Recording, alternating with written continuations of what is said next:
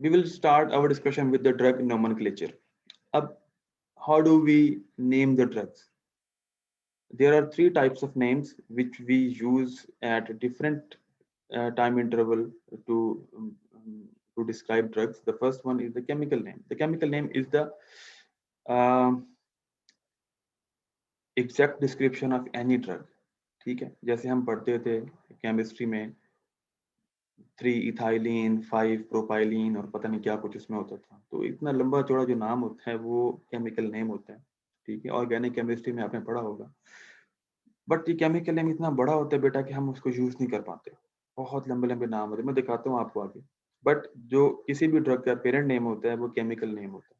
Then what we use while we study pharmacology और when we practice different medicine, we use generic name. What is generic name? बेटा generic name होता है general name.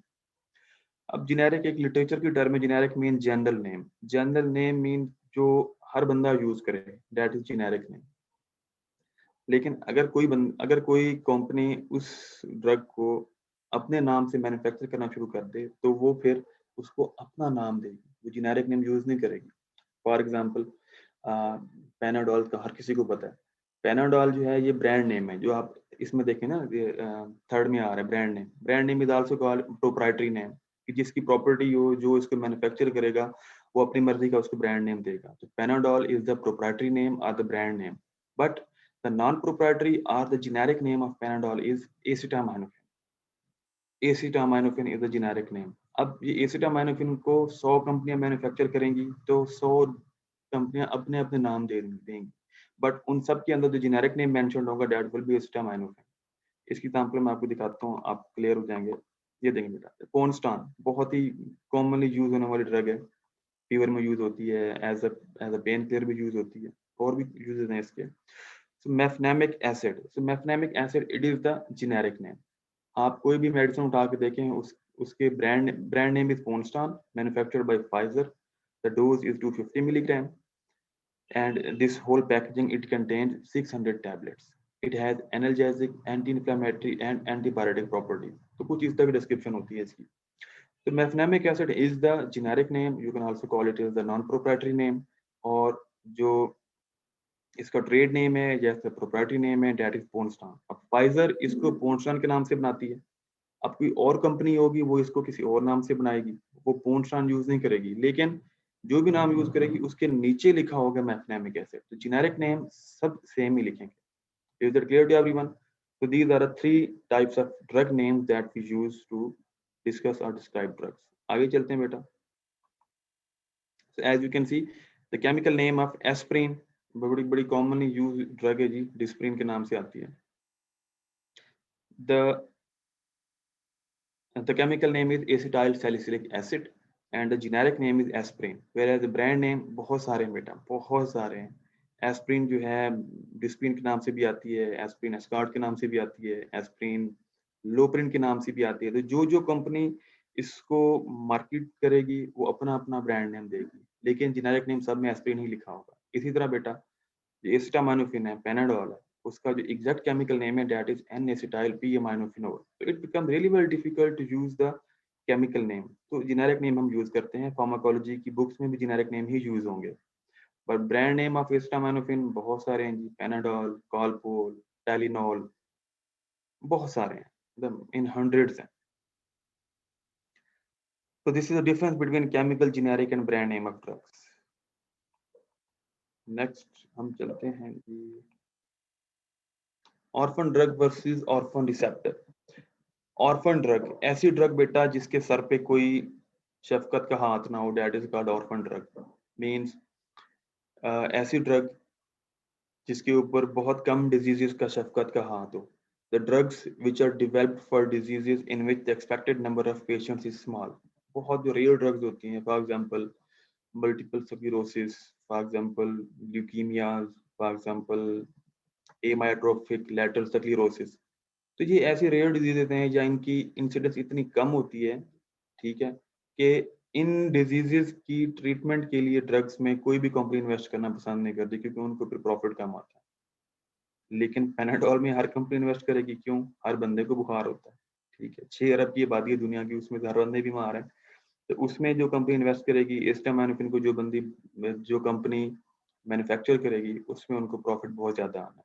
तो वो drugs जो rare disease के लिए use होती हैं उन्हें हम ऑर्फन ड्रग्स कहते हैं, कि जो उनको कोई भी ऑप्ट नहीं करता या बहुत कम कंपनीज उनको ऑप्ट करती हैं। Orphan drugs are the drugs which are used for the treatment of rare diseases or in which the expected number of patients is very small. But what are orphan receptors? Orphan receptors are the receptors for which no endogenous or the exogenous ligand has been identified.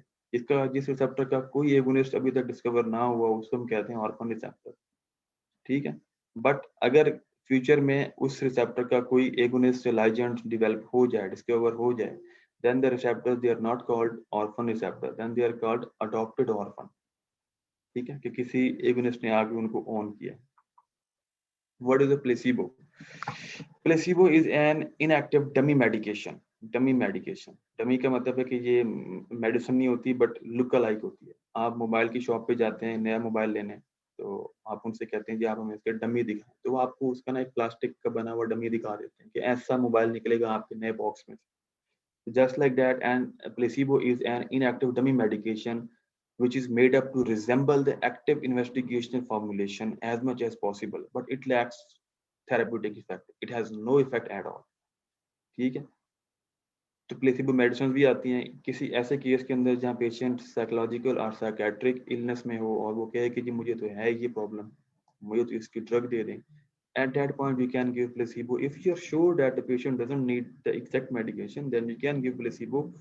उसको ये लगे कि मैं कुछ ले भी रहा हूँ और वो ले भी ना रहा हूँ, in fact. But this terminology is more commonly used during the research where we use this placebo medicine. हम patients को देते हैं, कुछ patient को placebo देते हैं, कुछ patient को हम investigational drug लेते हैं। अब दोनों ग्रुप्स को पता नहीं होता कि कौन सा ग्रुप एग्जैक्ट मेडिसिन ले रहा है, तो एट द एंड हम फिर उनके इफेक्ट्स को कंपेयर करते हैं। Okay, the important discussion kinetics and pharmacokinetics. Kinetic is the English literature term. The kinetic means kinetic energy, kinetics. It is the study of effects of forces. Please, इसको आप अच्छे से देख लें।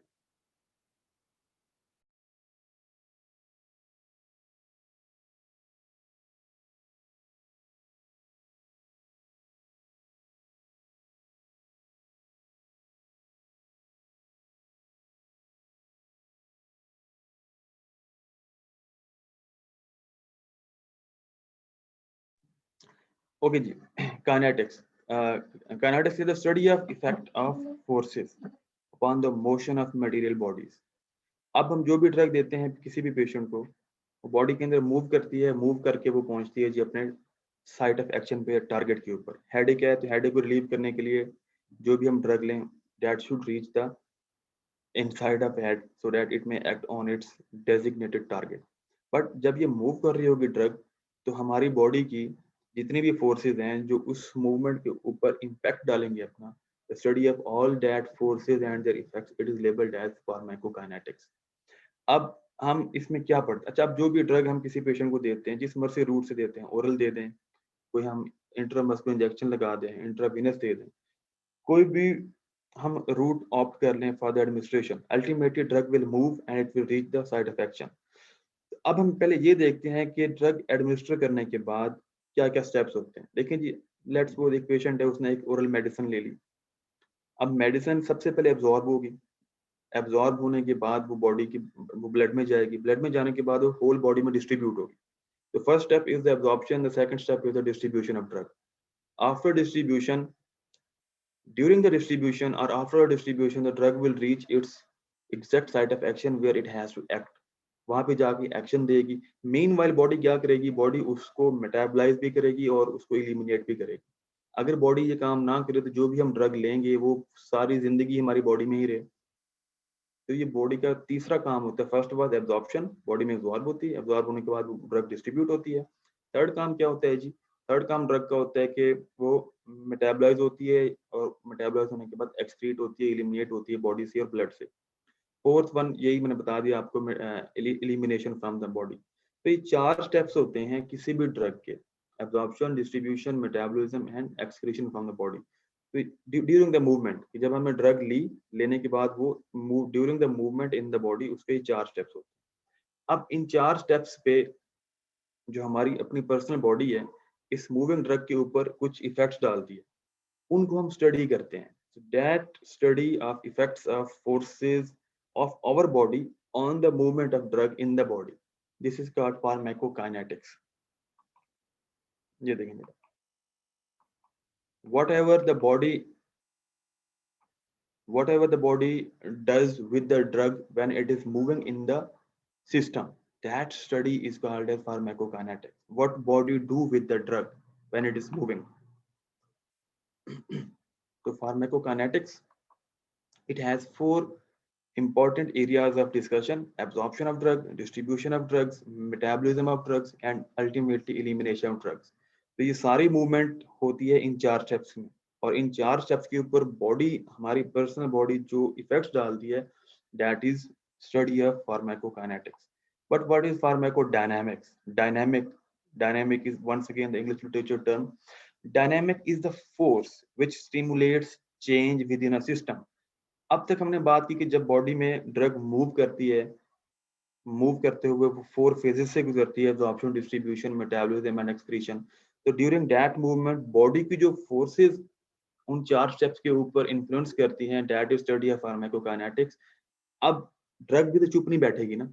अब जब ड्रग मूव कर रही है, मूव करते करते जब वो अपने साइट ऑफ एक्शन पे पहुंचती है तो वो वहां पे डायनामिक इफेक्ट प्रोड्यूस करती है. The drug produces the effect. So study of all those phenomena which occur once the drug it produces its effects at its site of action, that is called as pharmacodynamics. इसको मैं define करता हूँ. Pharmacodynamics, it describes the actions of drugs on the body, including receptor interactions, dose response phenomena, and mechanisms of therapeutic and toxic actions. Simply आप इसको summarise कर सकते हैं: whatever drug do with the body, it is called as pharmacodynamics. चाहे kinetics हो बेटा, चाहे dynamics हो, इसके अंदर होती फोर्स की बात है. अब फार्माकोकाइनेटिक्स के अंदर बॉडी जो फोर्सेस अप्लाई करती है on the 4 steps of movement of drugs, that is pharmacokinetics. In pharmacodynamics drug जो है जिस फोर्स के साथ, जिस इफेक्ट के साथ बॉडी के अंदर रिस्पांस जनरेट करती है, दैट इज कॉल्ड फार्माकोडायनामिक्स. हम अब सारा इसी पे ही चलेंगे जनरल फार्माकोलॉजी में. अब सबसे पहले हम पढ़ेंगे बेटा फार्माकोकाइनेटिक प्रिंसिपल. उसमें सबसे पहले हम डिस्कस करते हैं बेटा परमिएशन, हाउ द ड्रग्स. अच्छा, मैंने बताया कि फार्माकोकाइनेटिक्स के अंदर बेटा 4 स्टेप्स होते हैं. एब्जॉर्प्शन, आपने कोई भी ड्रग ली, ओरली ली, लेट्स सपोज, एब्जॉर्ब हो गई. अच्छा, एब्जॉर्ब होने के बाद वो, या एब्जॉर्प्शन से पहले भी, वो कैसे कैसे बॉडी के अंदर मूव करती है. Permeate mean movement. So permeation is the phenomena during which movement of molecule or the drug is discussed in the biological system. अच्छा, ये इंपॉर्टेंट क्यों है बेटा? अभी किसी से पूछते हैं, देखते हैं कौन कौन बच्चा पंखे को चला के मोबाइल को हवा लगवा रहा है. ये ईशा फातिमा, रोल नंबर 10. आप अपना माइक बेटा अनम्यूट करें, मुझे बताएं कि what is the importance of permeation. क्यों पढ़ रहे हैं हम इसको? सर, इसके थ्रू हमें ये आइडिया होगा कि बॉडी में ड्रग्स किधर से मूव करती हैं और कहाँ एब्जॉर्ब होती हैं और किधर किधर इफेक्ट करेंगी. ओके बेटा, व्हाट इज फार्माकोकाइनेटिक्स? अभी पढ़ा है हमने. Sir, action of body on drugs को कहते हैं. Action of body on drug. थोड़ा और इलैबोरेट करो इसको. सर, 4 मैकेनिज्म्स होते हैं: डाइजेशन, एब्जॉर्प्शन, मेटाबॉलिज्म और एक्सक्रीशन. इन सब. रोल नंबर 115 आमिना शरीफ, अपना माइक अनम्यूट करें, बताएं what is pharmacokinetics. So it is the action of drugs on the body, including receptor interaction, dose response, mechanism of the action, etc. हाँ, अच्छा, ठीक है. मोहम्मद अली 127, बताओ बेटा what is pharmacokinetics.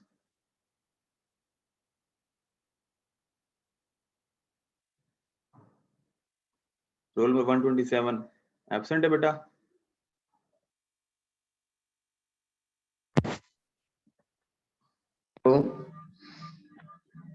Hello ji sir, बेटा, आवाज आ रही है? बिल्कुल आ रही है. अभी फोटो भी देख लेते हैं आपका. जी सर. अच्छा, रहने देते हैं, वीडियो ऑन नहीं करता मैं आपकी. बताएं मुझे आप. जी सर, ये फार्माकोकाइनेटिक्स में सर जो ड्रग्स है ना वो बॉडी पे जिस तरह असर करती है, उसमें सर उसकी एब्जॉर्प्शन, उसकी मेटाबॉलिज्म, उसका एक्सक्रीशन वगैरह। ठीक है, फार्माकोकाइनेटिक्स में बेटा हम 4 चीजें पढ़ते हैं। First, how drug is absorbed, after absorption how it is distributed in the body, after distribution it reaches the site of action, वहां पे अपना काम करती है। Then the third step is its metabolism, the fourth step is its excretion. ठीक है, तो ये 4 स्टेप्स होते हैं फार्माकोकाइनेटिक्स के अंदर कि how the drug moves in the body and whatever the effects the body applies on the drug, they are studied under the pharmacokinetics. अब परमिएशन मुझे नहीं पता ये इतना मुश्किल क्यों है, अभी हम पढ़ते हैं इसको। आप G9 हो ना, तो G7 जो आपके सीनियर्स थे, सजावल वाली क्लास जो थी, सजावल डोगर, बिलाल अहमद वाली क्लास, उनको ये क्वेश्चन आया था परमिएशन का, 7 मार्क्स का पूरा एक क्वेश्चन था, लॉन्ग क्वेश्चन था। और 2019 में मैंने पेपर मार्क किए थे यूएचएस में जाके, तो मतलब जितने पेपर मैंने चेक किए थे, 600 पेपर चेक किए थे मैंने, उसमें 90% लोगों ने ये क्वेश्चन सही से अटेम्प्ट ही नहीं किया हुआ था। मुझे नहीं समझ आती कि इस क्वेश्चन में इतना क्या मुश्किल था। Permeation, how the drug moves in the body, or the what processes are involved during its movement. पता नहीं यार, इसको अच्छे से सुनना बेटा, बहुत इंपॉर्टेंट है ये प्रॉफ में आ चुका है 2 साल पहले। तो movement of the drug is discussed under the one broad heading of the permeation.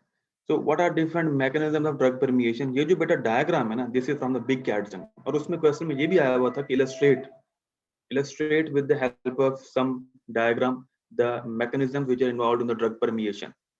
तो ये नहीं थी मिनी कैडजन में, तो मैं आपको ये दे रहा हूँ, उसको आप देख लीजिएगा बेटा। देखें इसमें ना, आप देखें from left to right there are 4 mechanisms. The first one is the movement of drug molecules from the paracellular pathway. This is the paracellular pathway in between the cells. So very small molecules, yes, they can cross the very narrow spaces in between the cells. They can cross from the tight junctions even. So this is the paracellular pathway, and the process is called the simple diffusion or passive transport. The second main pathway or second main mechanism which can be involved during drug permeation is the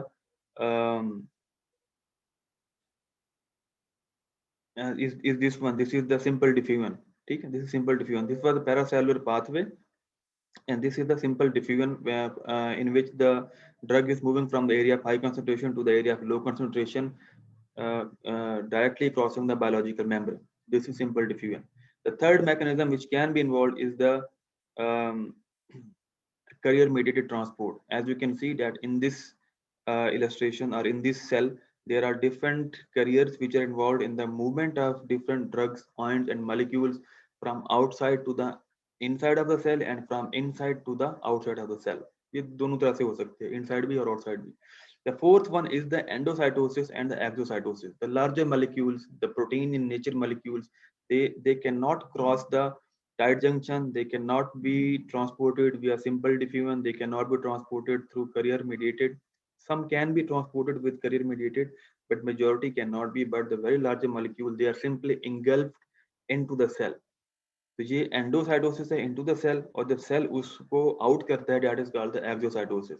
So these are the 4-5 different and primary steps which are involved during the permeation of a molecule.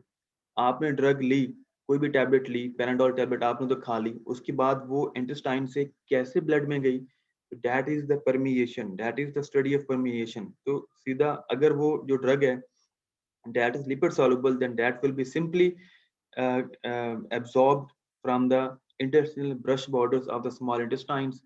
जो हमारे cell membranes होते हैं बेटा, they are lipid bilayer in nature, और कोई भी drug जो lipid soluble हो, that will easily cross the lipid bilayer membrane of the cells via this process of simple diffusion. ठीक, अब ये आगे डिटेल में पढ़ते हैं. This is another diagram which is very beautiful to describe the permeation mechanisms.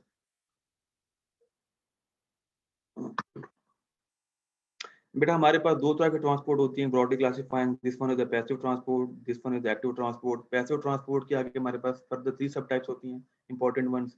The paracellular transport, the simple diffusion and facilitated diffusion which occurs with the help of some carrier molecules which are embedded in the cell membrane. Active transport beta, we have 2 types. primary active transport and secondary active transport. This secondary active transport, it can be antiport type and it can be symport type. I'm sure आप लोगों को इस चीज का बहुत detail में पता होगा.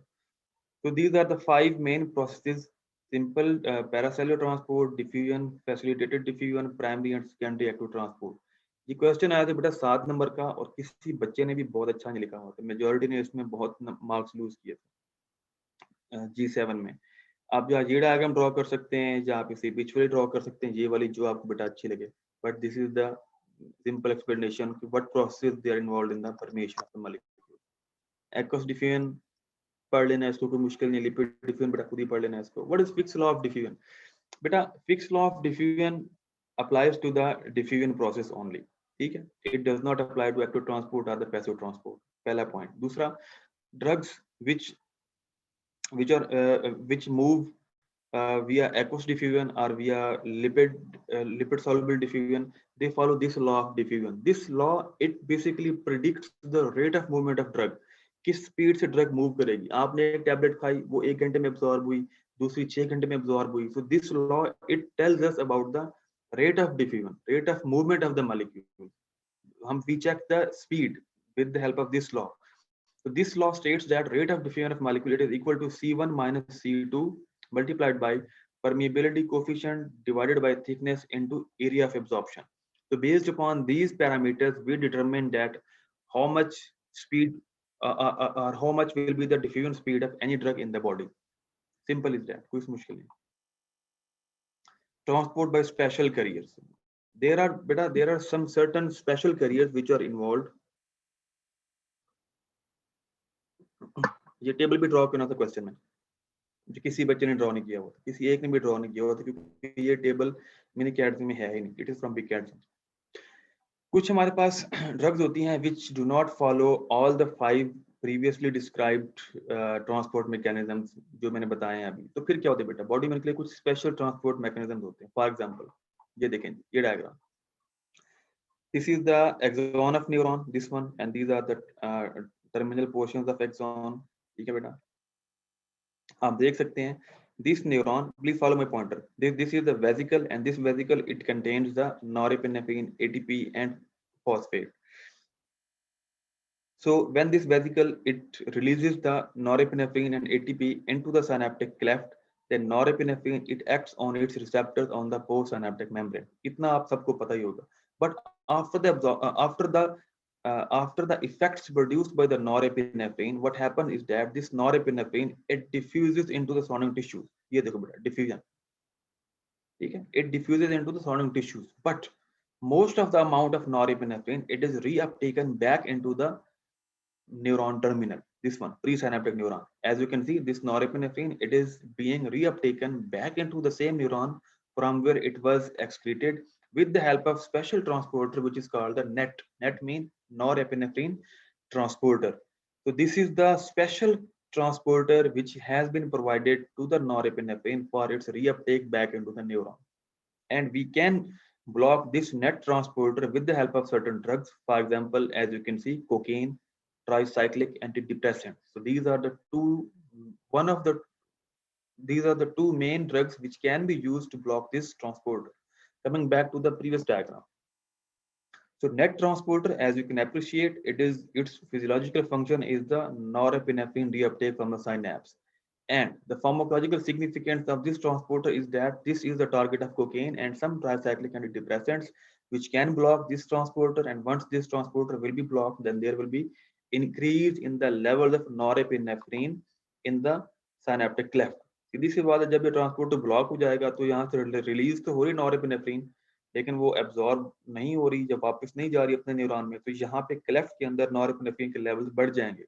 जब लेवल्स बढ़ जाएंगे नॉरेपिनेफ्रिन के, then they will keep on acting on the postsynaptic receptors, ये वाले जो नॉरेपिनेफ्रिन के अपने रिसेप्टर्स हैं, then the effect will be increased fourfold, manifolds. इसी तरह बेटा हमारे पास और बहुत सारे ट्रांसपोर्टर्स हैं. SERT is the serotonin reuptake transporter.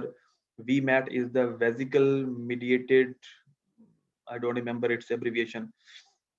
MDR1 is the multi-drug resistance transporter 1. It is the special transporter which is designed for the transport of many xenobiotics out of the cell. Xenobiotics, these are the foreign substances, foreign molecules which we eat and which we take with our food. वो चले जाते हैं जब हमारी body में, cell में चले जाते हैं, नॉक्शियस एंड फॉरेन पार्टिकल्स, तो उनको सेल्स के बाहर से MDR1 ट्रांसपोर्टर्स आउट कर देते हैं, like this is the MDR1 transporter. Drugs होती हैं कुछ एंटी कैंसर ड्रग्स और कुछ xenobiotics, उनको ये सेल से बाहर निकाल देते हैं. इसका दूसरा नाम होता है बेटा P ग्लाइकोप्रोटीन 1 ट्रांसपोर्टर और MDR1 multi drug resistance type 1 transporter. दो नाम है इसके. एंडोएग्जोसाइटोसिस का बहुत अच्छा पता है आपको. ओके बेटा, अब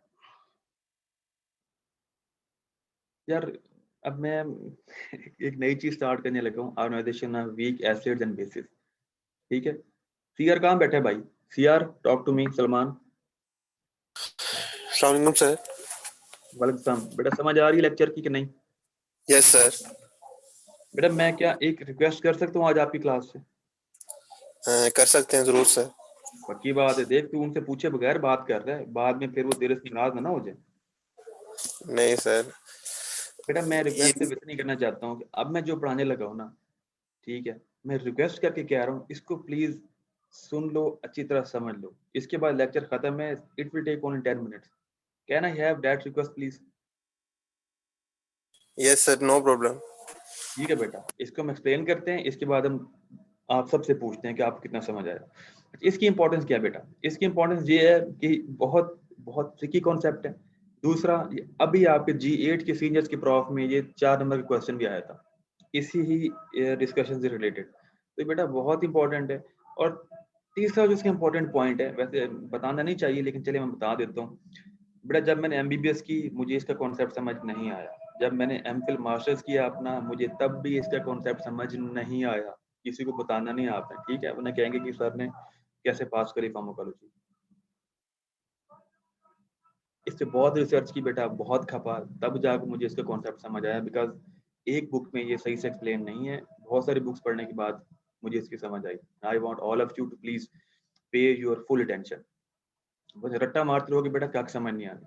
फर्स्ट ऑफ ऑल बेटा, what is acid? Acid is any chemical substance which can donate proton. सबको पता है जी, जो भी प्रोटॉन दे सकता है, हाइड्रोजन आइटम दे सकता है, वो जो है हमारे पास एसिड होता है. What is base? Base is any chemical substance which can accept the proton और the hydrogen ions. Clear to everyone? Okay हो गया जी. एसिड बेस का हमें कॉन्सेप्ट पता चल गया.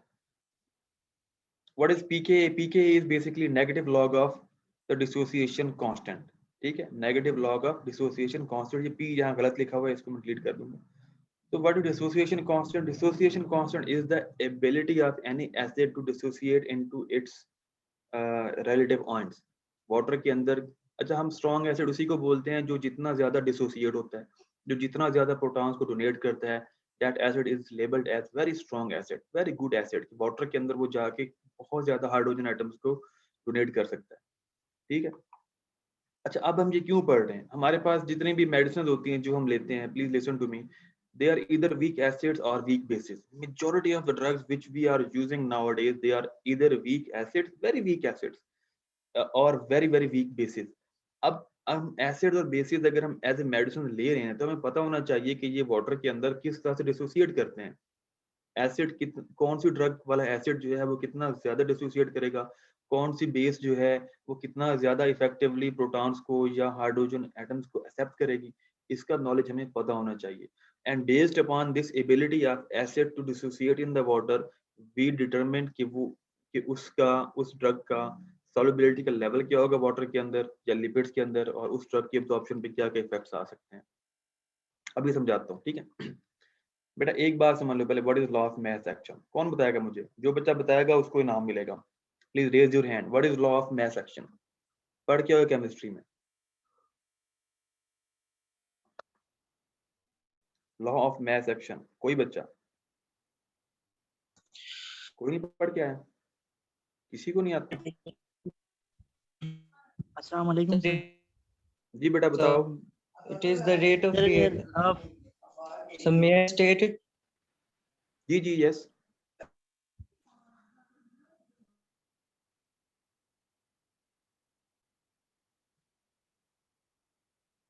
Rule number 158, Faizan. What is law of mass action? Yes, sir. What is law of mass action? Sorry, sir, I don't remember. अब बेटा chemistry में नहीं पढ़ गया, पढ़ा तो होगा, भूल गए होगे, चलो कोई बात नहीं। अस्सलाम वालेकुम सर। जैन आबिद जी, जैन बताओ जी, जैन आबिद। सर याद नहीं है अभी, पढ़ा था पहले। हाय हाय, अस्सलाम कोई हाल वालेकुम है जी, किसी को नहीं आता यार। अस्सलाम वालेकुम पढ़ते हैं। सर। जी जी बेटा। Sir law of mass action जो होता है it is directly proportional to active masses of the molecule. Good good attempt बेटा, शाबाश, काफी अच्छा बताया। इसको समराइज करते हैं जी, इसी बच्चे की बात को। लॉ ऑफ मैथ सेक्शन बेटा पढ़ लो इसको, sorry.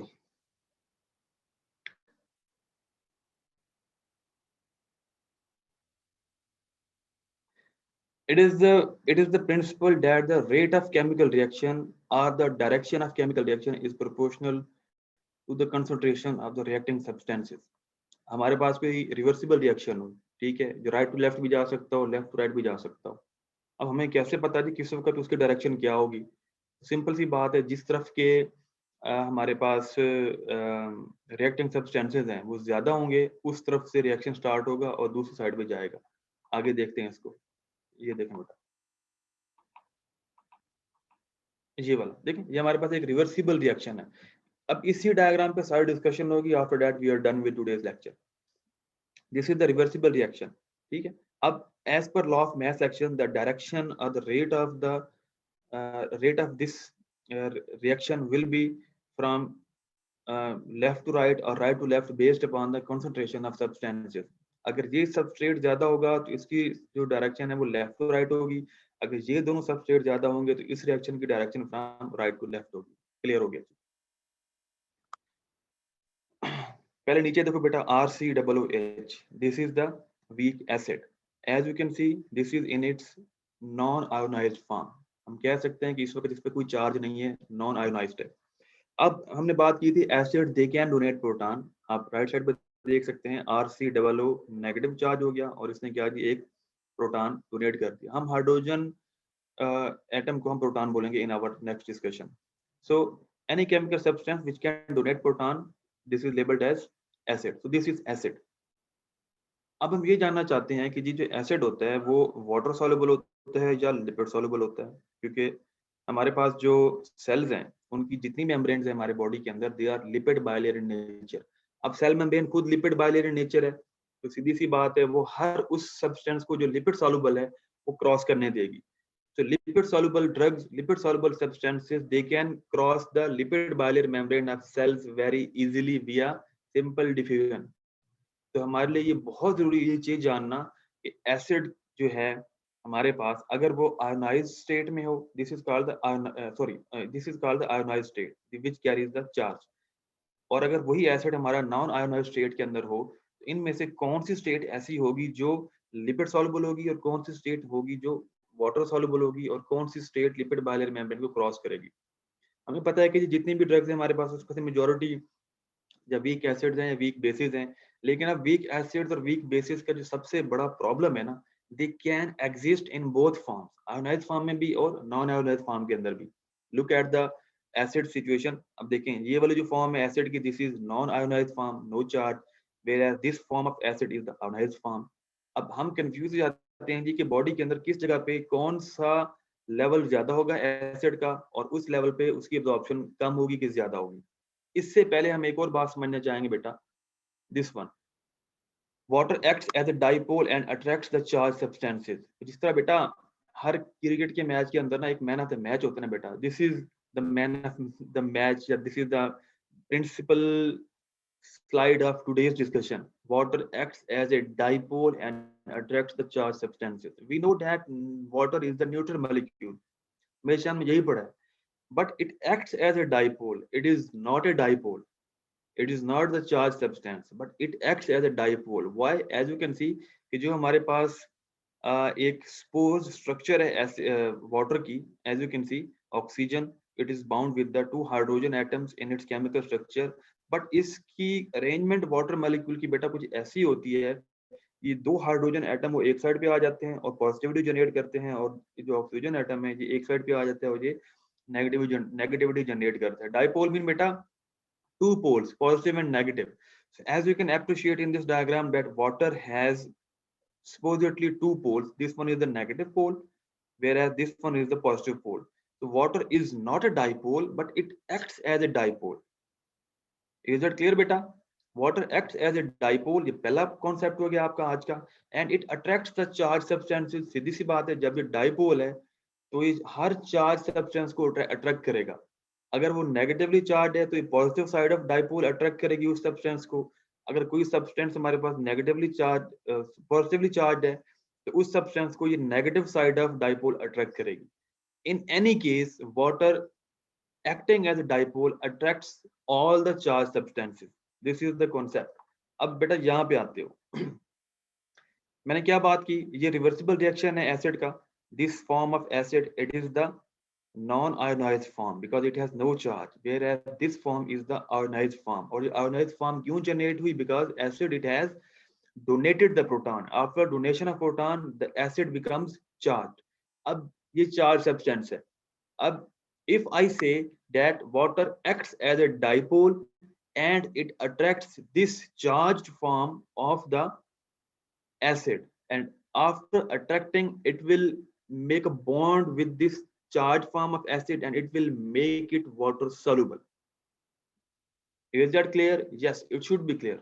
We have few messages.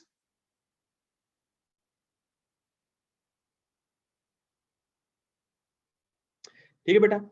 So summarizing it, that acids when they are in charge form, हम इसको ऐसे भी कह सकते हैं, acids when they are in their unprotonated form. Unprotonated mean they do not have any proton attached with them because proton it has been donated away. ये proton दे दिया.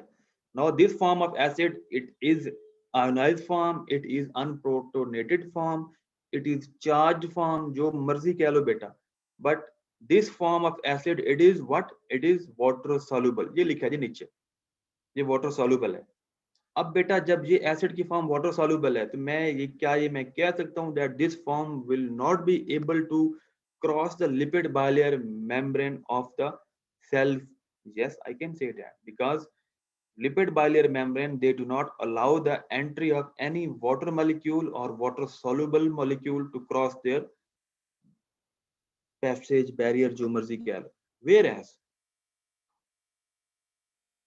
Whereas on the contrary, this form of acid RCOOH, this form of acid it is the protonated form. Why? Because it has proton in its structure. अभी इसने proton donate नहीं किया. This form it is the protonated form, and this form is also called as non-ionized form because it has no ion. This is the protonated form, this is non-charged form, this is non-ionized form.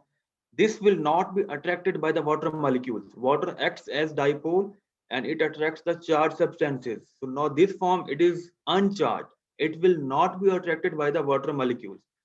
So if it will not be attracted by the water molecule, then it becomes lipid soluble. क्यों lipid soluble बन जाती है इसका मुझे नहीं पता, but अब इस कॉन्सेप्ट को आप फॉलो करें that water acts as dipole and attracts the charged substances and makes them water soluble. Clear हो गया?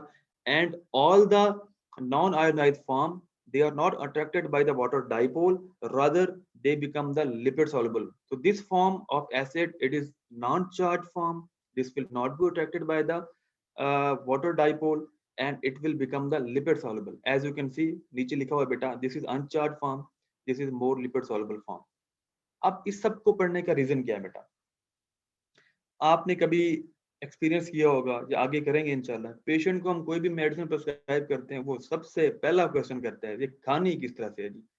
पानी के साथ खानी है, दूध के साथ खानी है, सोडा के साथ, बोतल के साथ, कैसे खानी है? ये बहुत इंपॉर्टेंट क्वेश्चन है, तो इसका मजाक नहीं उड़ाना आपने क्वेश्चन का. This is really very important question. For example हमारे पास एंटीफंगल ड्रग्स हैं, कीटोकोनाजोल है, ठीक है, हम जब भी उसको प्रिस्क्राइब करते हैं हम कहते हैं कि always take this drug with Pepsi. Why? Because we want the maximum absorption of that drug. उसका रीजन बताता हूँ आपको भी।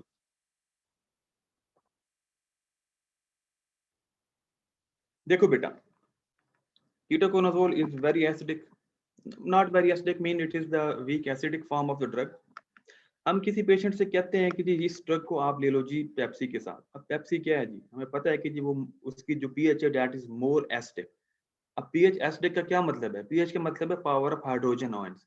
अब किसी भी लिक्विड की अगर पीएच एसिडिक है, इसका मतलब है कि उसके अंदर ज्यादा से ज्यादा प्रोटॉन्स हैं। ये देखो, ये this is the proton, please follow my pointer, this is the proton. ठीक है, आपने ड्रग खा ली, ड्रग चलेगी आपके स्टमक के अंदर। स्टमक में जाने के बाद अगर हम साथ में पेप्सी पी लें तो पीएच क्या हो जाएगी हमारी? More acidic. क्यों? प्रोटॉन्स बढ़ जाएंगे। बेटा जब प्रोटॉन्स बढ़ जाएंगे, as per law of mass action, the direction और the rate of any reversible reaction will be from the area of high substrate to the area of low substrate। तो जब प्रोटॉन बहुत ज्यादा बढ़ जाएंगे तो ये प्रोटोनेटेड फॉर्म ज्यादा होने की वजह से जो जो जो डायरेक्शन होगी रिएक्शन की, that will be from the right side to the left side. तो हम किसी मेडिसिन के साथ जब भी पीएच को बढ़ा देते हैं बाय टेकिंग द पेप्सी और एनी सोडा, तो प्रोटॉन्स बढ़ने की वजह से जो रिएक्शन है बेटा वो हमेशा इस साइड पे जाएगा। जब इस साइड पे जाएगा from right to left, then the form of drug which we have taken, it will stay in the non-ionized form, or you can also say in the protonated form। so this form is the form which is lipid soluble। हमारी बेटा कोशिश ये होती है कि चाहे weak acid दूं चाहे वीक बेसिस दूं, उनकी जो फाइनल फॉर्म हो बेटा वो हमारे पास लिपिड सॉल्युबल होनी चाहिए। लिपिड सॉल्युबल होगी तो ही वो फॉर्म इंटेस्टिनल म्यूकोजा से, from the cells of intestine से इजीली अब्सॉर्ब होगी from the lipid bilayer membrane.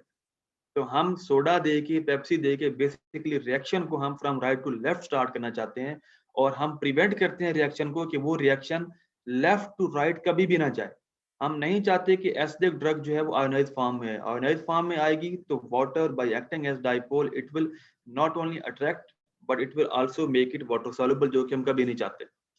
Is that clear to everyone till this point? If there is issue you can ask any question, फिर हम आगे चलते हैं। Sir, जी बेटा। the word more written with the protonated weak acid is bugging me. More lipid soluble, does it mean that the thing has more water solubility to it, but the ratio of the lipid solubility to the water solubility is more? What is the Yes, word? you can say that, yes, that is the right concept, but Okay. at your point मैं उसी को ही दूंगा, सिर्फ एक point को लूंगा कि जो उस वक्त हम चाह रहे होते हैं। बट यस, ये जब रिवर्सिबल रिएक्शन होता है तो हमारे पास दोनों फॉर्म्स एग्जिस्ट कर रही होती हैं, बट एक फॉर्म ज्यादा लिपिड सॉल्युबल होती है और एक फॉर्म लेस लिपिड सॉल्युबल होती है, या आप कह लें कि वो वाटर सॉल्युबल होती है। बट हम डिस्कस उस फॉर्म को करते हैं जो उस वक्त रिएक्शन की बेस पे ज्यादा फॉर्म में ज्यादा अमाउंट में होती है। I agree And sir, with one more thing. So, can we say basically that the whole concept of this is basically that the like dissolves like unprotonated weak acid has some degree of charge to it, so water attacks it, and the protonated weak acid is uncharged, so lipid dissolves it. कह सकते हैं बेटा, but I will prefer कि आप इतना ही फिलहाल इस point पे इतना ही याद रखें that what acts as dipole and it attracts the charged substances only more. It attracts the charged substances more and makes them water soluble, whereas the non-charged substances or the non-charged state, it is not attracted by the water, it becomes less water soluble, not insoluble, it becomes less water soluble and more lipid soluble. Okay, sir. Very good points beta, शाबाश, very good attempt. और कोई जी question roll number 7, you can unmute your mic and you can ask question. अस्सलाम वालेकुम sir. Sir जो drugs water के साथ लेनी होती हैं उनका क्या मैकेनिज्म होता है? वो वाटर सॉल्युबल होती हैं या उसका थोड़ा सा समझा देंगे पॉइंट? बेटा जो वाटर के साथ लेते हैं बेटा, तो एक तो पर्पस ये होता है कि जी जो ड्रग है किसी ना किसी चीज के साथ लेनी तो है ना, ठीक है, उसको हमने इंजेस्ट तो करना है ना। एक तो ये पर्पस है वाटर के साथ लेने का। दूसरा पर्पस ये होता है कि अब डिपेंड करता है ना कि वो एसिड है या बेस है।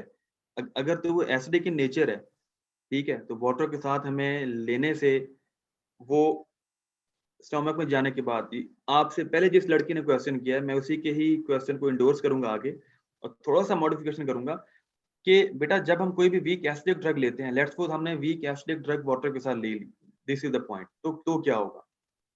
देखें जी, ये हमारे पास वीक एसिडिक ड्रग है, वाटर के साथ हमने ले ली, तो ये रिवर्सिबल रिएक्शन का मतलब ये है बेटा कि हमारे पास एट ए टाइम उस एसिड की दो फॉर्म्स होंगी, this form is the non charge form, this form is the charge form, और हमने ये एसिड ले लिया वाटर के साथ। तो अब क्या होगा बेटा? अब होगा ये कि अब दोनों फॉर्म्स है हमारे पास, अब वाटर के साथ लेने से जो ये वाली फॉर्म है, ये जो चार्ज फॉर्म है, it will become water soluble, और उसी ही एसिड की जो नॉन चार्ज फॉर्म है, this will become water insoluble and it will become lipid soluble। तो हमारे पास अब assume कर लें कि 50% will be in this form और 50% will be in this form, तो हमारे पास जो हाफ मेडिसिन है वो एब्जॉर्ब होगी, बाकी एब्जॉर्ब नहीं होगी या बहुत स्लो होगी because of its water solubility. ऐसा नहीं है कि आपने एक वीक एसिड ड्रग ले ली विद वाटर, तो अब चूंकि उसकी ये जो चार्ज फॉर्म है उस एसिड, क्योंकि एसिड की जो बेटा प्रॉपर्टी है, it will dissociate into its components, it will give proton. अब वाटर के साथ लेने से उसकी चार्ज फॉर्म जो है वो वाटर सॉल्युबल हो जाएगी, उसकी एब्जॉर्प्शन बहुत कम होगी या नहीं होगी समझ लें, लेकिन उसकी कुछ ना कुछ फॉर्म तो हमारे पास दिस फॉर्म में भी तो होगी ना, अनचार्ज फॉर्म में, it will be lipid soluble and it will be absorb. इसकी बेटा कॉमन एग्जांपल है हमारे पास एस्प्रिन, डिस्प्रिन की गोलियां। आपने एक बड़ा कॉमन सा ऐड देखा होगा जी, 2 गोली डिस्प्रिन, पानी में मिलाओ 2 गोली डिस्प्रिन और सर दर्द चला जाता है जी आपका। तो Disprin is basically weak acid, it is acetyl salicylic acid, it is its chemical name, Disprin का, एस्प्रिन का, acetyl salicylic acid। ठीक है, अगर आप चाहते हैं कि डिस्प्रिन की मैक्सिमम एब्जॉर्प्शन हो तो आप उसको पेप्सी के साथ ले लें या किसी भी लो पीएच के लिक्विड के साथ ले लें, तो उसकी मैक्सिमम एब्जॉर्प्शन होगी। ठीक है, फिर मैं कहूंगा कि 2 गोली डिस्प्रिन की जगह अगर आप 1 गोली डिस्प्रिन पेप्सी के साथ ले लें तो वो ऑलमोस्ट उतनी ही एब्जॉर्ब होगी जितनी 2 गोली डिस्प्रिन वाटर के साथ एब्जॉर्ब होगी। वाटर के साथ एसिड लेने से उसकी एब्जॉर्प्शन जीरो नहीं हो जाएगी, एब्जॉर्प्शन उसकी कम हो जाएगी। कम क्यों हो जाएगी? क्योंकि वाटर के साथ आप ले ले हैं तो सिर्फ वो वाली फॉर्म एब्जॉर्ब होगी जो कि वाटर इनसॉल्युबल होगी, वो ये फॉर्म है। जो एसिड की ये वाली फॉर्म होगी charge form, it will become water soluble and it will not be absorbed easily and बहुत टाइम लेगी या नहीं होगी। This is the concept. Sir actually मैं ये पूछना चाह रही हूँ कि जो वाटर है उसकी पीएच है 7, तो इसका मतलब ये होता है कि वो इक्वली एसिडिक होता है, इक्वली बेस होता है। अब जिस मीडिया के साथ हम ले रहे हैं कोई भी ड्रग, अगर हम ये कह रहे हैं कि जिस मीडिया के साथ ले रहे हैं कोई ड्रग और वो मीडिया जो है वो ड्रग पर इफेक्ट कर रहा है, तो इसका मतलब है जो ड्रग हम वाटर के साथ ले रहे हैं तो वो तो ड्रग की नेचर को चेंज नहीं करेगी,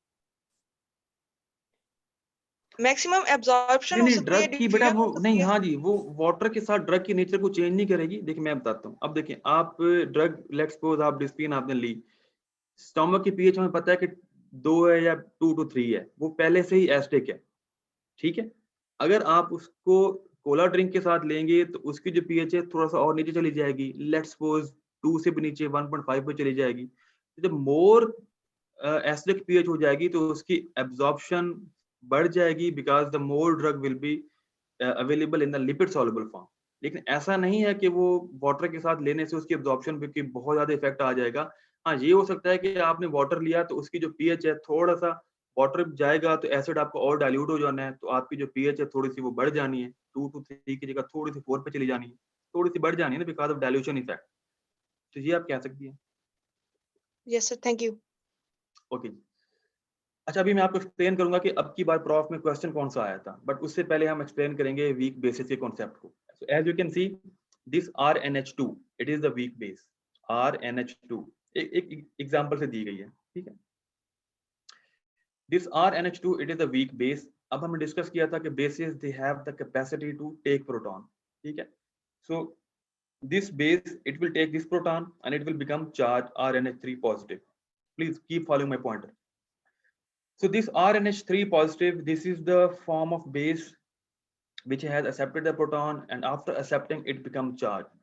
थोड़ा सा difference है कि acids after giving the proton they become charged, whereas bases after taking the proton they become charged. ये difference है, ठीक है, कि acid के पास जब proton होता है तो वो non charged होता है और base के पास जब proton होता है तो वो charged form बन जाती है। This is one point of difference.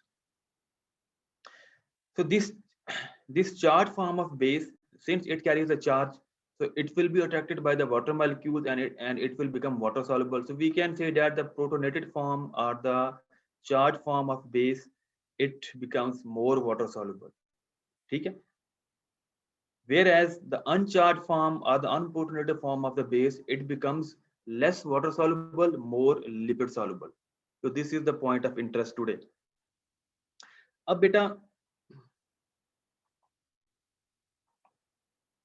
ये देखो, अब यहाँ पे क्वेश्चन ये है कि यही हमारे पास एस्प्रिन है, ये वीक एसिड है। अगर इसको बेटा हम दूध के साथ ले लेते हैं, हम दूध के ग्लास के साथ एस्प्रिन को ले लेते हैं, तो दूध जब जाएगा हमारा स्टमक के अंदर, तो वहां पे जो पीएच है वो एसिडिक से वो हाईली एसिडिक से टुवर्ड्स लेस एसिडिक हो जाएगी। लेट्स सपोज पीएच 3 की जगह बन जाएगी वहां पे 5। अब थोड़ा सा मीडियम जो है वो लेस एसिडिक है। जब मीडियम लेस एसिडिक है, इसका मतलब ये होता है बेटा there is deficiency of protons. आपने डिस्प्लिन ली दूध के साथ, पीएच लेस एसिडिक होगी। Less acidic mean less protons available. जब प्रोटॉन्स बेटा लेस अवेलेबल होंगे, ये प्रोटॉन्स, तो रिएक्शन राइट टू लेफ्ट नहीं जाएगा। रिएक्शन जो है बेटा इन केस ऑफ बेस बात कर रहा हूँ, अब सॉरी एस्प्रिन को भूल जाओ, मैं बात कर रहा हूँ कि हमने कोई वीकली बेसिक ड्रग ली, वीकली बेसिक ड्रग ली हमने। एक सेकंड, मैं थोड़ा सा खुद कंफ्यूज हो गया हूँ, give me break for a moment to think. Okay yes, we have taken a weakly basic drug with milk, ठीक है। अब उस स्टमक में जब जाएगी, बड़ा ध्यान करना है, तो उस मिल्क की पीएच थोड़ी सी अल्कलाइन होती है। जब मिल्क जाएगा हमारा स्टमक के अंदर, तो स्टमक की पीएच 3 की जगह बन जाएगी 5। The pH of stomach it will become 5, then it means that the pH is less acidic and there is deficiency of protons. हमने ड्रग बेटा कौन सी ली? Weekly basic. अब बेटा डेफिशिएंसी ऑफ प्रोटॉन्स है, तो रिएक्शन जो है वो राइट टू लेफ्ट नहीं जाएगा, रिएक्शन जो है लेफ्ट टू राइट जाएगा, क्योंकि हमारे पास ये प्रोटॉन्स डेफिशिएंट है, ये वाले प्रोटॉन्स, क्योंकि पीएच लेस एसिडिक है। तो हम वीकली बेसिक ड्रग जब देंगे, then more and more weakly basic drug it will stay in its uncharged form, this one. So this uncharged form will be more and more lipid soluble because it will not be attracted by the water molecules. So this uncharged form will be more absorbed from the gastric lining or the mucosal lining of the stomach cells. Stomach से भी absorption होती है drugs की, क्योंकि वहां पे भी हमारे पास सेल्स ही होते हैं। तो बेटा बेसिकली हम पीएच को लेस एसिडिक करें या पीएच को हाईली एसिडिक करें, तो उसका हमारा जो मेन पर्पस होता है ड्रग की एब्जॉर्प्शन को बढ़ाना या कम करना, ठीक है। अब मैं आप में से कोई बच्चा जो मुझे ये एक्सप्लेन कर सके वॉलंटरीली, नहीं तो मैं खुद नॉमिनेट करता हूँ, कि हमने एक वीकली एसिडिक ड्रग ली, उस वीकली एसिडिक ड्रग को हम लेते हैं जी, पानी के साथ ले लिया, समझ लो हमने खाली ऐसे ले लिया, पानी दूध छोड़ दो आप। जब वीकली एसिडिक ड्रग बेटा स्टमक में जाती है, ये आप में से कौन बताएगा, तो स्टमक में उसकी एब्जॉर्प्शन बढ़ेगी या कम होगी? और वही वीकली एसिडिक ड्रग जब हमारी ड्यूडेनम में जाएगी, जहाँ पे हमारी पीएच अल्कलाइन होती है, तो वहां पे एब्जॉर्प्शन बढ़ेगी या कम होगी? ये मुझे कौन बताएगा? Anyone please. सर स्टमक में एब्जॉर्प्शन बढ़ जाएगी वीकली एसिड ड्रग। बेटा फर्स्ट इंट्रोड्यूस योरसेल्फ, आप कौन बात कर रही हैं? सर मैं रोल नंबर 148 शफा। जी 148, आप बताएं जी, वीकली एसिडिक ड्रग की एब्जॉर्प्शन सर स्टमक में स्टमक बढ़ेगी के या अंदर कम उसकी होगी? एब्जॉर्प्शन बढ़ जाएगी। क्यों बेटा बताओ?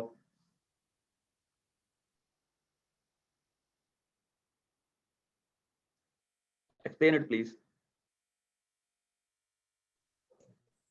सर क्योंकि वहां पे पीएच कम होती है ना, तो हाइड्रोजन आयन ज्यादा, तो जो पीएच रिएक्शन कम नहीं, होगा, पीएच कम में हाइड्रोजन आयन ज्यादा है, ठीक है, फिर क्या होगा? तो रिएक्शन जो होगा ना वो राइट टू लेफ्ट मूव करेगा, तो जो उसकी एक्सीलेंट, अनचार्ज फॉर्म होगी ना, तो वो हमारे पास बन जाएगी। तो अनचार्ज फॉर्म जो ज्यादा होती है होगी। वो सॉल्युबल होती है, तो इस तरह से वो ज्यादा एब्जॉर्ब हो जाएगी ड्रग। एक्सीलेंट बेटा। अब यही ड्रग जब जाएगी हमारे पास अल्कलाइन मीडिया में, स्मॉल इंटेस्टाइन में, फिर क्या होगा? सर अल्कलाइन मीडियम में हाइड्रोजन आयन कम होंगे, तो फिर ठीक जो है, रिएक्शन होगा वो लेफ्ट टू राइट मूव करेगा, तो अनप्रोनेटेड फॉर्म उसकी क्रिएट हो जाएगी, तो वो वाटर सॉल्युबल होती है, लिपिड सॉल्युबल नहीं होती, तो इसलिए एब्जॉर्प्शन कम हो जाएगी। excellent beta, very good beta, shabash. So can I say that acidic drugs, they are better absorbed in acidic media? Yes sir, we can say. Very good, very good, very good. कोई और बच्चा जो मुझे ये बता सके कि जी हमने एक वीकली बेसिक ड्रग ली, उसकी स्टोमक में एब्जॉर्प्शन पे क्या इफेक्ट होगा और उसकी स्मॉल इंटेस्टाइन में एब्जॉर्प्शन पे क्या इफेक्ट होगा? एनीवन बेटा?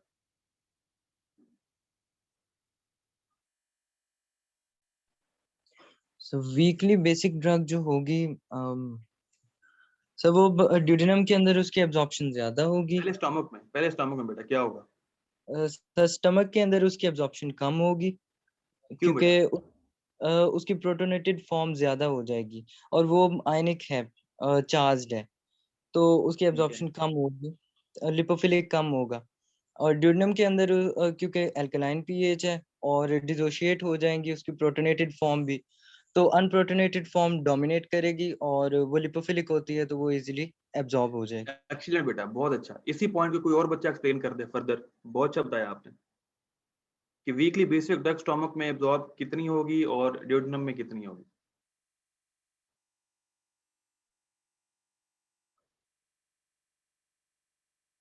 कोई और बेटा?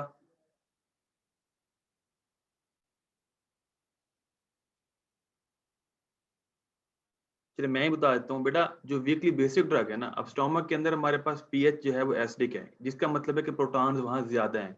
फॉलो माय पॉइंटर प्लीज, ये बेस है हमारे पास, ठीक है। ये प्रोटॉन्स हमारे पास स्टमक के अंदर कम है। जब प्रोटॉन्स कम है तो रिएक्शन राइट टू लेफ्ट नहीं जाएगा, जो रिएक्शन है वो लेफ्ट टू राइट जाएगा। जब left to right reaction move करेगा तो वहां पे बेटा फिर ये वाली फॉर्म बेस की डोमिनेट करेगी। This form it is the non charge form, it will be lipid soluble. Sorry, उल्टा बता गया हूँ। In case of weakly bases drug, basic drug, जब हम लोग वीकली बेस ली, वो स्टोमक में गई बेटा, वहां पे हमारे पास प्रोटॉन ज्यादा है, कम थोड़ी ना, वहां प्रोटॉन ज्यादा है हमारे पास। दिस वन एसिडिक पीएच के अंदर प्रोटॉन जब ज्यादा है तो जो रिएक्शन है बेटा वो राइट टू लेफ्ट जाएगा। जब रिएक्शन राइट टू लेफ्ट जाएगा तो हमारे पास ये वाली फॉर्म डोमिनेट करेगी बेस की, the charge form will dominate and this form is water soluble, so there will be less and less absorption of water soluble base from the lining of mucosa of the stomach, whereas in the duodenum हमें पता है बेटा वहां पे alkaline pH है, which means कि वहां पे प्रोटॉन्स बहुत कम है। जब प्रोटॉन्स कम है तो रिएक्शन राइट टू लेफ्ट नहीं जा पाएगा, reaction will move from left to right, so this form will dominate this one. This form is non-charged form, it is water insoluble, this is lipid soluble, so there will be more and more absorption from the lining of the intestinal cells. So we can say that basic drugs, they are better absorbed in the basic media. Last diagram बेटा ये देखो, कोई इसको explain कर सकते हैं? मतलब बोल बोल के थक गया हूँ। ओके समय यस प्लीज बेटा। सर इसके अंदर उसने ये शो किया है जो हम अभी डिस्कस कर रहे थे कि ब्लड के अंदर 7.4 पीएच है, यूरिन के अंदर 6 है, मतलब यहाँ एसिडिक पीएच है यूरिन के अंदर, और ब्लड के अंदर कंपैरेटिवली ज्यादा पीएच है। तो ब्लड के अंदर प्रोटॉन्स कंपैरेटिव टू यूरिन कम है, और यहाँ अब यहाँ पे जो बेस हमारी अमोनियम NH2 की जो NH2 अमाइड जो है, इसकी अनप्रोटोनेटेड फॉर्म ज्यादा होगी ब्लड के अंदर। अब जब ये यूरिन के अंदर जाएगी, अब क्योंकि ये लिपोफिलिक होगी तो ये इजीली लिपिड बैरियर को क्रॉस करके यूरिन में चली जाएगी। यूरिन के अंदर प्रोटॉन ज्यादा है तो इसकी प्रोटोनेटेड फॉर्म ज्यादा हो जाएगी, और अब ये आयनाइज हो गई है और चार्ज्ड हो गई है, तो अब ये हाइड्रोफिलिक हो गई है, इंस्टेड ये लिपोफिलिक कम हो गई है, तो या लिपोफोबिक हो। वेरी गुड बेटा। चलें इसको समराइज कर लेते हैं बेटा। ये अब हम बात कर रहे हैं कि जी हमारे पास जहाँ एक बेस है, this is the NH3, RNH2 और RNH3 जो हम पीछे बात की थी, जहाँ पे वो बात ये करना चाह रहा है कि जी हमारे पास एक बेसिक ड्रग है, जब वो बेसिक ड्रग ब्लड से पहुंचती है किडनी के अंदर, तो किडनी से कितनी रीअब्सॉर्ब होगी और किडनी से यूरिन के अंदर कितनी एक्सक्रीट हो जाएगी। वो कहता है कि it depends upon the pH of the urine. ये हमारे पास ब्लड है, फॉलो द पॉइंटर, ये ब्लड है, ये हमारे पास किडनी के सेल्स की लाइनिंग है, और ये यूरिन है, और इसके बीच में जो मूवमेंट हो सकती है वो विया लिपिड डिफ्यूजन, सिंपल डिफ्यूजन हो सकती है। अब ब्लड की पीएच कांस्टेंट है, वो स्लाइटली अल्कलाइन होती है, यूरिन की जो पीएच है वो एसिडिक है in this case.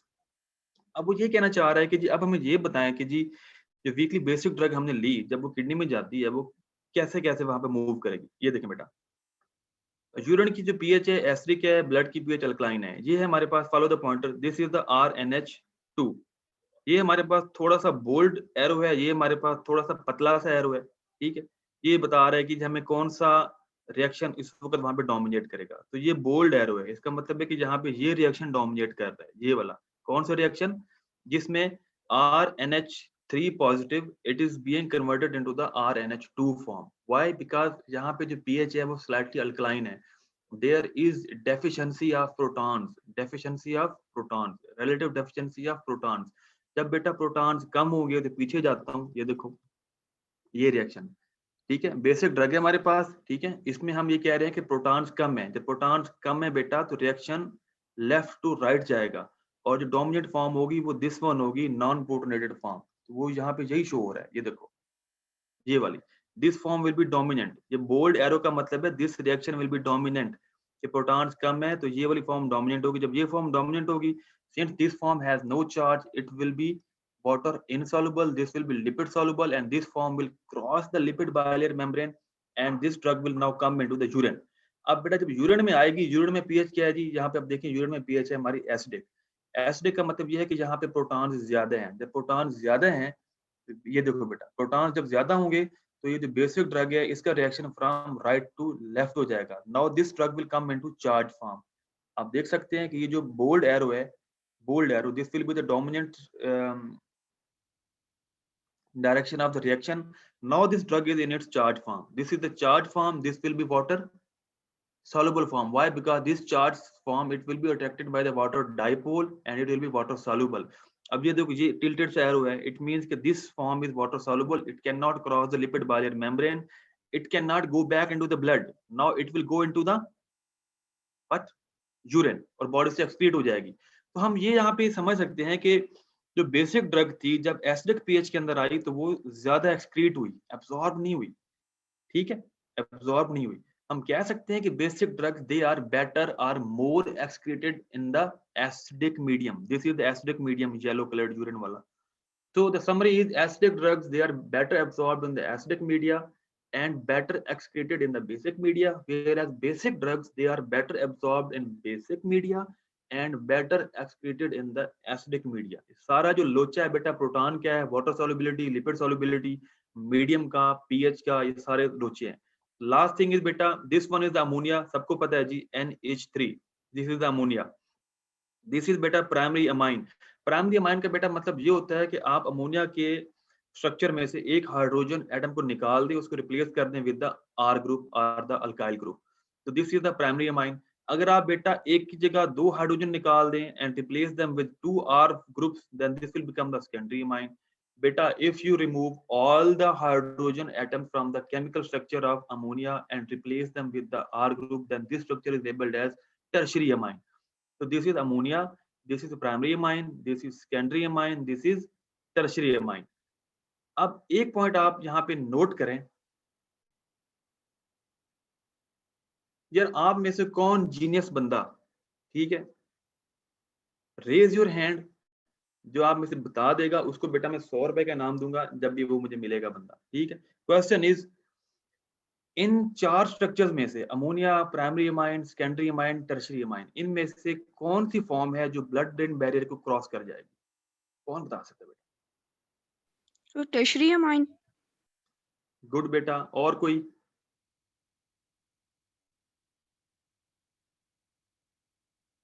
Which structure will easily cross the blood brain barrier? Tertiary किसने बोला था? नकीबुर रहमान जी बेटा अपना माइक अनम्यूट करो, बोलो, you can unmute your mic yourself. Sir it's ammonia. Ammonia, और कोई?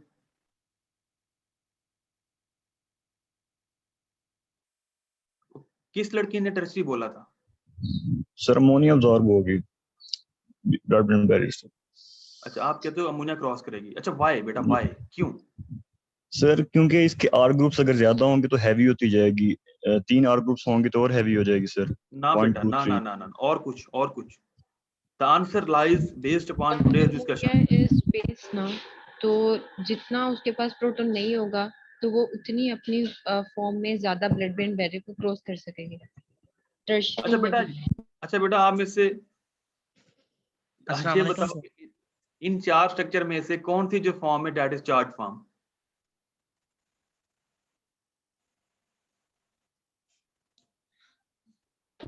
सर जिसके 9 सबसे ज्यादा है, सब अमोनिया। और बेटा अरे सारे 2 नंबरों, none of the structure is charged, all the structures they are uncharged form. नीचे देखो ये अमोनिया NH3 है ना बेटा, अमोनिया इट इज अनचार्ज फॉर्म। अब इस अमोनिया का एक H निकाल के उसकी जगह आप R ग्रुप लगा दो, फिर भी स्ट्रक्चर रहेगा तो अनचार्ज। All of the structure they are uncharged, they carry no charge. Since they carry no charge, they will not be attracted by the water molecules. Water सिर्फ चार्ज फॉर्म को attack करता है और उनको वाटर सॉल्युबल बनाता है। इनके पास तो बेटा चार्ज ही कोई नहीं। जब इनके पास चार्ज कोई नहीं, they will be lipid soluble. When they are lipid soluble, they will easily cross the lipid bilayer membranes of the blood-brain barrier. So all of these structures, yes, they can cross the blood-brain barrier with equal potency. Is that clear to everyone? Sir equal potency वाला point नहीं समझ आया बेटा sir, इनमें से क्योंकि किस, चल क्योंकि इक्वल हम पोटेंसी को तो एक सेकंड चलो साइड पे कर दे बेटा, वो लंबी डिस्कशन हो जाएगी। Sir fix All law of के them, मुताबिक अमोनिया जानी all of चाहिए। them can cross the blood-brain barrier. ये बात समझ आ गई आपको? यस सर, वो आ गई। भाई इस फिलहाल यहीं पे डिस्कशन रोक दो फिर। Okay sir. सिर्फ आपने बेटा चार्ज को रखना है। जब पीछे चलते हैं, ये देखें, ये देखो बेटा, this is the weak base, it carries the charge, this one, ठीक है, and this is the weak acid and it contains the charge. तो ये वाली चार्ज फॉर्म में नीचे लिखा हुआ है मोर वाटर सॉल्युबल, ये वाली भी बेटा चार्ज फॉर्म में नीचे लिखा हुआ है more water soluble. Only the charge form of इधर वीक एसिड और weak base, it is water soluble. बाकी जो हमारे पास अनचार्ज है, this is the अनचार्ज form of weak base, this is the charge form of अनचार्ज form of weak acid. They have no charge, they are water insoluble, more lipid soluble, and only more lipid soluble form of drug can cross the lipid bilayer membranes more easily. अब ये देखो बेटा, this is the charge form, ये वही ammonia है, ठीक है, R1 primary amine बन जाता है, R2 सेकेंडरी, R3 ये बेटा सारे के सारे हमारे पास टर्शरी अमाइन थे। R1 R2 R3 को मिला के हमने क्या किया बेटा, हमने अब ये किया कि एक हमने R ग्रुप पकड़ा जो चार्ज था, चार्ज R ग्रुप को हमने पकड़ा और उसको जबरदस्ती हम इंसर्ट कर दिए यहाँ पे। ये जो 2 इलेक्ट्रॉन्स हैं अमोनिया के, पढ़ते थे ना, NH3 plus H positive is equal to NH4 positive, ammonium ion बन जाता है। तो अमोनिया के अंदर आप जबरदस्ती एक चार्ज चीज को घुसा देंगे तो वो हमारा चार्ज फॉर्म में आ जाता है, अमोनियम आयन बन जाता है। This is quaternary amine. कि 3 तो हमने R ग्रुप लगाए हुए थे, 3 हाइड्रोजन को निकाल के हमने चौथा R ग्रुप ऐड किया, वो चार्ज था पहले से, वो चार्ज था, उसको घुसाने से हमने उसको घुसा तो दिया लेकिन स्ट्रक्चर क्या बन गया हमारे पास, चार्ज फॉर्म आ गया। So now this is the charge form. तो charge form, it will be attracted by the water molecule, it will become water soluble and it will not cross the blood-brain barrier on easy basis. So we can say that primary amine, secondary amine, tertiary amine, since they carry no charge, they are lipid soluble, they can cross the blood-brain barrier. Whereas quaternary amine, since it carries the charge, it is water soluble, it will not cross the blood-brain barrier. Am I clear to everyone at this point? Sir एक question sir, अगर R4 जो आपने कहा हमने charge add किया, अगर हम charge add ना भी करें तब भी पॉजिटिव चार्ज आएगा ही, क्योंकि 2 इलेक्ट्रॉन्स एक्स्ट्रा थे ना, एक तो R4 के साथ उसने 1 इलेक्ट्रॉन शेयर कर लिया, 1 इलेक्ट्रॉन तो फिर एक्स्ट्रा है। अगर R4 वो अब केमिस्ट्री है, उसका मैं क्या कहूं, लेकिन इतना तो आप लोगों को याद होगा ना, NH3 plus H positive is equal to NH4 positive ammonium ion.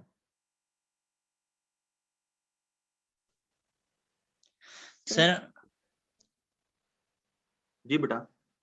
Sir इसमें अमोनियम आयन के अंदर कोऑर्डिनेट कोवेलेंट बॉन्ड बनता है, तो दोनों इलेक्ट्रॉन यूज हो जाते हैं, इसलिए इस पे जो है वो चार्ज आ जाता है, या नेगेटिव या पॉजिटिव आ जाता है इस पे। वो बेटा आप सब लोग ठीक कह रहे होंगे केमिस्ट्री की बेसिस पे कि कौन सा इलेक्ट्रॉन हमने कहाँ किया, कितने इलेक्ट्रॉन थे, लेकिन जो मैं बेसिस बता रहा हूँ वो यही थी ना कि NH3 plus H positive is equal to NH4 positive ammonium ion, ये तो याद है ना? Yes sir. उसी बेसिस पे बेटा जब हमने अमोनिया के अंदर एक चार्ज फॉर्म को एंटर किया, प्रोटॉन को एंटर किया, तो वो प्रोटॉन जो H पॉजिटिव का ये मतलब होता है कि हाइड्रोजन के पास बेसिकली होता ही 1 इलेक्ट्रॉन है, वो इलेक्ट्रॉन जब दे देता है तो वो H पॉजिटिव बन जाता है। जब H पॉजिटिव बन जाता है तो वो फिर आके ये 2 इलेक्ट्रॉन ले लेता है नाइट्रोजन के और यहाँ पे एड अप हो जाता है। यही केमिस्ट्री है ना? जी सर। तो the coming R group will be charged, वो जब चार्ज होता है तो वो अपना चार्ज दे देता है नाइट्रोजन को और उसके 2 फ्री इलेक्ट्रॉन खुद ले लेता है। केमिस्ट्री में ना जाओ तो उसको छोड़ो, ठीक है। तो सिंपल इज दैट कि जब हम एक चार्ज आर ग्रुप को एड अप करते हैं इनटू द अमोनियम और the tertiary amine, then what we get is that we get the quaternary amine. Quaternary amine का मतलब है हमारे पास 4 आर ग्रुप हैं, 4 आर ग्रुप है हमारे पास, ठीक है बेटा। तो can I say that no quaternary amine can cross blood-brain barrier? Yes, I can say that. Can I say that all the drugs which act inside the brain, which act in the brain, which act in the CNS, they should be either primary amine, they should be either secondary amine, or they should be either tertiary amine? Yes, I can say that because primary, secondary, tertiary, they carry no charge, they are more lipid soluble. So जितनी भी drugs हम पढ़ेंगे CNS के chapter के अंदर, या वो primary amine होंगी या सेकेंडरी होंगी या टर्शरी होंगी, कोई भी हम क्वाटर्नरी नहीं पढ़ेंगे। एक पॉइंट। दूसरा पॉइंट इसमें बेटा ये है कि चलें वो रहना दो, वो तभी बात करेंगे। Any question so far? So charge lacking drugs they are lipid soluble, charge with holding drugs they are water soluble. This is the mnemonic to memorise. बेटा any question regarding today's discussion? थोड़ा सा मैं confuse कर गया हूँगा, ये concept बेटा बड़ा tricky सा कॉन्सेप्ट है, ठीक है। बहुत सी बुक से मैंने इकट्ठी की चीजें, बहुत जगह इसको पढ़ा है, जितनी मुझे समझ आई है मैंने अपनी तरफ से फुल ट्राई किया इसको मैं इजी करके कन्वे कर सकूं। इसको मजीद आपने घर जाके बेटा पढ़ना है। कल जब हम इस पर डिस्कस करेंगे तो पहले हम इसी में से क्वेश्चंस लेंगे आप लोगों से कि आपको कितना समझ आया, आप कितने कंफ्यूज हुए। तो आप बेटा क्वेश्चन लेके आइएगा, हम इसको मजीद सिंप्लीफाई करेंगे, ठीक है। तो मैं आपको क्वेश्चन बता देता हूँ, कल हम डिस्कस वही करेंगे। सबसे पहले जो आपके सीनियर्स को आया था कि एक पेशेंट है, उसने एस्पिरिन इनटेक की है बहुत टॉक्सिक अमाउंट में, उसको उस पेशेंट को जिसने बहुत ज्यादा वीक एसिड या एस्पिरिन ले ली है, हम उसको ट्रीट कैसे करेंगे? बेटा इसका आंसर है कि एस्पिरिन की टॉक्सिसिटी में हम यूरिन को अल्कलाइन करते हैं। यूरिन को जब अल्कलाइन करते हैं तो क्या होता है कि एस्पिरिन वीक एसिडिक ड्रग है, यूरिन अल्कलाइन होगी, बेसिक मीडियम होगा, तो मोर एंड मोर एक्सक्रीशन होगी इनटू द यूरिन। तो दिस वाज द आंसर। और ये डायग्राम ड्रॉ करनी थी जो अभी बनी हुई है आपके सामने कि more acidic drug will be excreted more in the, sorry ये डायग्राम ड्रॉ करनी थी, थोड़ा सा चेंज करके करनी थी ना। तो जब हम यूरिन को अल्कलाइन कर देंगे तो एसिडिक ड्रग्स जो है बेटा they will be more excreted. ये आप बेटा अच्छी तरह जो है ना कॉन्सेप्ट के साथ पढ़ के आइएगा, फिर हम इस पर डिस्कशन करेंगे। Any question, beta? You can raise hand or you can unmute your mic. Otherwise, we are going to end the meeting. Sir previous lecture में से क्वेश्चन है। जी पूछें पूछें। सर क्वेश्चन है कि ना जो पार्शियल एगोनिस्ट होता है वो इनहिबिटर के तौर पे क्यों एक्ट करता है इन the presence of full agonist? Oh very good बेटा, शाबाश। एक मिनट में डायग्राम निकाल लूं।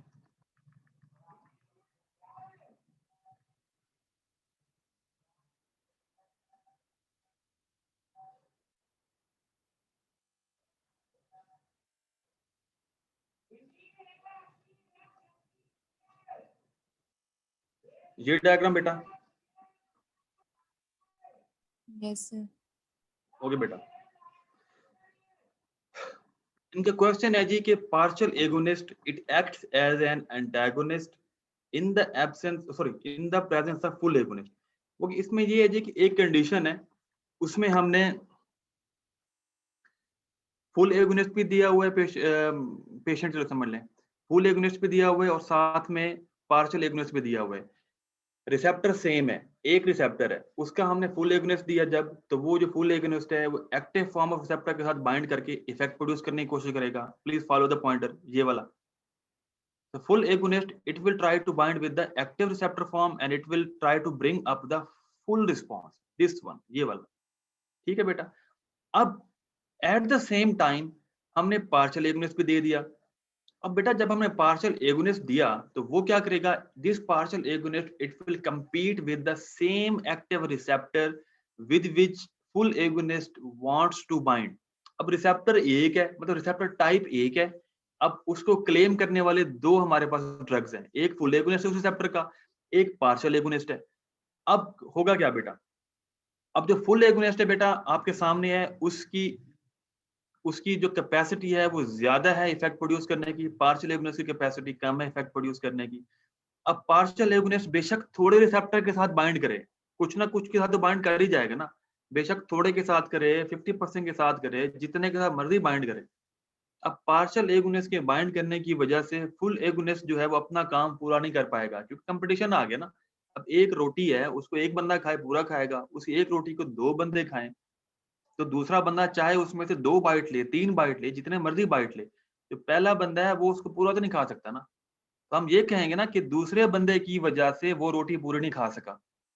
तो फुल एगोनिस्ट कहता है कि मैं तो फुल रिस्पॉन्स देना चाहता था, लेकिन पार्शियल एगोनिस्ट के आने की वजह से मुझे रिसेप्टर पूरे नहीं मिले, मैं फुल रिस्पॉन्स प्रोड्यूस नहीं कर सका। तो that's why we say that partial agonist है तो रिसेप्टर का agonist, but it behaves as antagonist in the presence of full agonist. That is, it prevents the full agonist from producing the full blown action. Clear beta? Yes sir, thank you sir. Good beta. Any other question? Assalamu alaikum sir. जी वालेकुम beta. This is Hafsa Dua Aftab. Sir, I have a question that sir, inhibitory receptors क्या constitutive activity show करते हैं?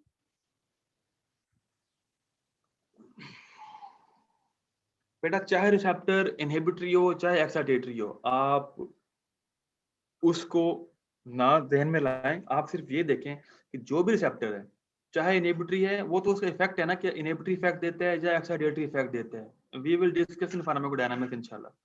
But जो भी है वो receptor जब active form में होगा तो इफेक्ट प्रोड्यूस करेगा, चाहे इनहिबिटरी इफेक्ट है चाहे एक्साइटेटरी है।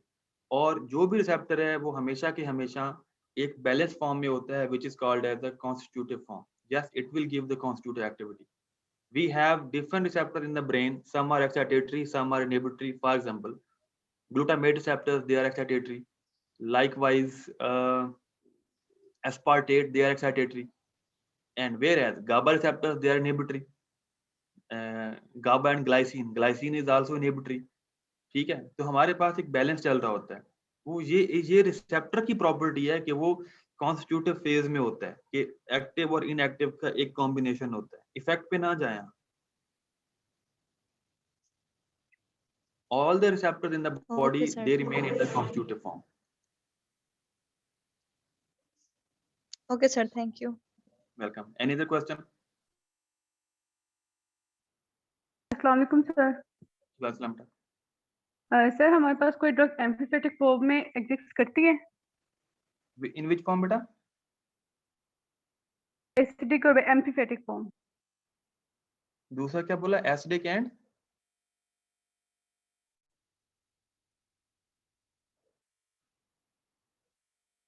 विच फॉर्म बेटा? एसिडिक एंड सर ड्रग या बेस या वीक एसिड ही की फॉर्म में एग्जिस्ट करेगी? नहीं, और भी होती है बेटा, जरूरी नहीं है वीक एसिडिक या वीक बेसिक फॉर्म में, और भी फॉर्म्स होती है हमारे पास। It is not mandatory. फिर हम उसके लिए यूज करते हैं कि whether it is charge form और अनचार्ज फॉर्म। ठीक है, there can be alkaloids, there can be esters, there are certain drugs which are alkaloid in nature, they are not acidic. Some drugs they are acidic in nature, some drugs they are amine, जैसे primary amine मैंने बात की। अब primary amine है हमारे पास, secondary amine है, tertiary amine है। ठीक है, तो इस तरह और भी है हमारे पास एस्टर्स, अल्कलॉइड्स, और है इसके अलावा बेटा ज़हन में नहीं आ रही, but the answer is that drugs they can exist, they do exist in non acidic non alkaline form. हमारे पास है, थोड़ी है लेकिन है ऐसी हमारे पास, we use them. Any other question? No बेटा? ओके, टाइम थोड़ा सा शॉर्ट है। ठीक है, मुझे जानना है सर मैंने पूछा। गुड